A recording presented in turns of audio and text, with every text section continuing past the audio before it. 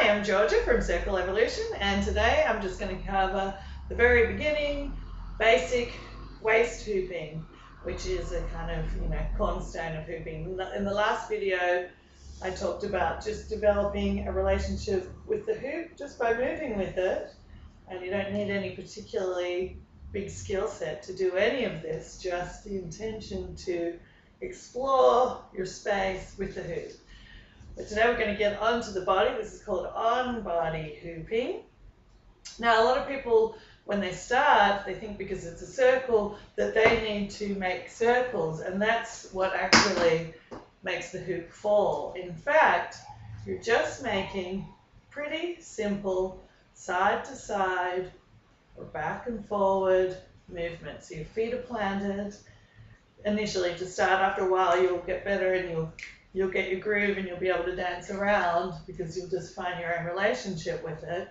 But when you're starting, just get used to being nice and grounded, and you're basically just going backwards and forwards. So you're bumping the hoop backwards and forwards. You're not spinning it with your body. And you're going to probably find that you have an easier time with one direction over the other. So this is my preferred direction. If I hoop from in the other direction, you can see movement's not so fluid. I have to be better at practicing with my other direction. So you get that balance, but you're going to prefer to have one direction over the other. So it's very simple. When you start, you probably will push more to get it going backwards and forwards.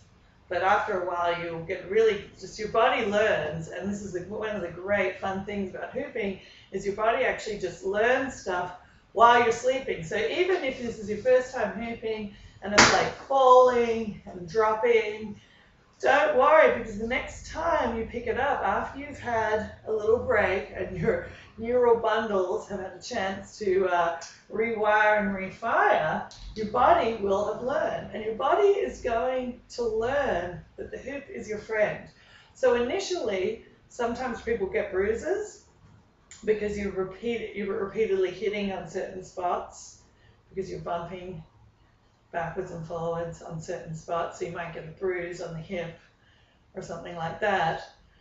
But after a while, your body's going to go, this thing is actually my friend, so I'm not going to send a whole bunch of blood or whatever it's doing to create the bruise.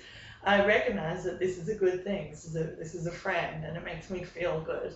So the bruising stops, trust me. Your body just has to get used to this object being part of your life. And this is a really, really fun thing about hooping, is that you get to start getting really amazed at how clever your own body is. Because most people, when they start hooping, they're really thinking about it. And when you're learning the tricks and things like that, you're thinking about it, so your mind kind of can really get in there and be like, I can't do this, what is this? I've got to do this and that and this, and it starts to try to control things, and it's natural that your mind wants to be part of the process, but your body is actually going to learn how to do this and start doing it without you thinking. And so a couple of things can really help when you're just starting to learn, to get out of your head a little bit. Playing music obviously is great, and just closing your eyes and feeling the motion of the hoop as it goes around your body can help you recognize when to make those, the bouncing movements, basically. So close your eyes or put some music on, do something that actually gets you out of thinking and just feel the hoop on your body. So the great thing about hooping, and I won't go into a lot of chest hooping today, but this is what I've discovered why it's such actually a powerful healing tool, is you have meridians all over your body, these currents which run energy through your body, and that's what acupuncturists use and to bring about healing. And so when you are hooping, and as you get better and you learn to sort of bring the hoop up and down the body, you're actually giving your body this sort of fabulous little self-massage, self-acupuncture or acupressure treatment. And this is why it's really got this fabulous kind of healing potential. So when you get a little more advanced and you're hooping up and down the arms a little bit, these points in your body are getting stimulated and it's energizing your whole system. And I'm going to go into more in another video about how you can actually actively use this part of hooping, this fact that you are energizing and activating your meridians in your body, your acupuncture points, and of course, as I talked about before, you're energizing the chakras right now, hooping on the hips, energizing the root chakra, energizing the sacral chakra, really all of them, because as you're moving, there's a movement throughout the torso, back on the stomach, the waist, and you know, you've got all these organs in your body here in the waist. And the fabulous thing about hooping is it really is great for reducing fat around the torso, and that includes the fat buildup that's on your organs in there. This is why fat around the torso is considered more dangerous, because you get all the fat buildup on your organs.